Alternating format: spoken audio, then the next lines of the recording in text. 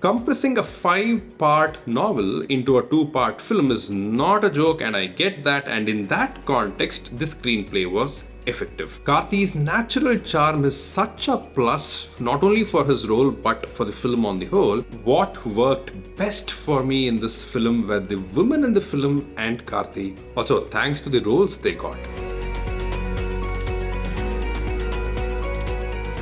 This is not an easy film to review. An epic novel converted into a film with a lot of characters, lot of places, their names, and a legendary director at the helm of affairs. And I haven't read the novel, although I am not totally alien to it. Hi, I'm Kairam Vaashi, and this is about Mani Ratnam's Ponniyin Selvan 1. I'm not going to waste your time by explaining the story to you, so let's cut to the chase. Given that this is a translation from one medium, book, to another medium, cinema, as far as the writing is concerned, credit should mostly be given for the screenplay, how the scenes are written, and the dialogues. Compressing a 5-part novel into a 2-part film is not a joke, and I get that, and in that context, this screenplay was effective. I had almost no trouble in following the story, although I can't say the same for a person who has absolutely no clue about PS. The screenplay is not without its share of issues though.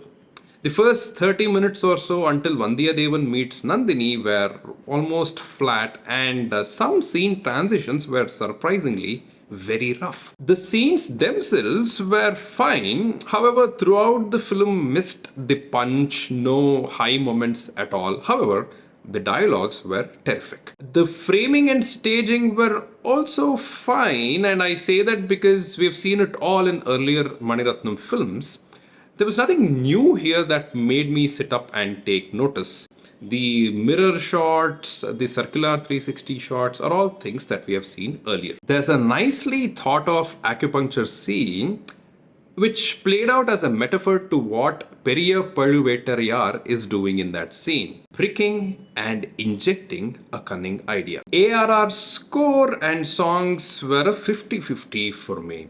There's a Hindustani kind of a theme music for Kundavai which was good, and an interesting score for a scene where Arulmozhi and Vandiyathevan have a face-off. Apart from Ponni Nadi, no other song really stuck with me because they are not easily hummable, and I am not sure if Rakshasa Mamane was even required. Ravi Varman's cinematography was also a 50-50 for me.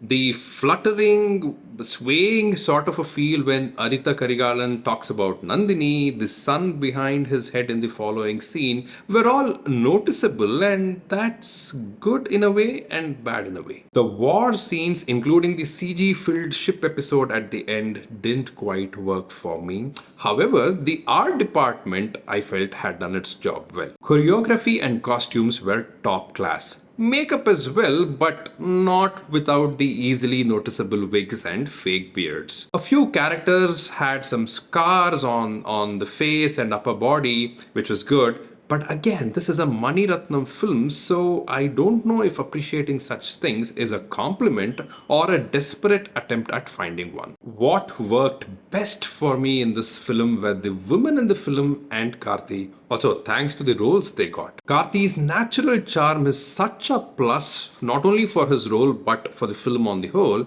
His scenes with Aishwarya Rai, Nandini and Trisha, Kundavai, were the best scenes for me. Aishwarya Rai was arresting. What else can I say? Similar to what Sharat Kumar in this film says, her mere presence itself just masks everything else in the scene. Unfortunately, her own performance at times. Trisha as Kundavai was good.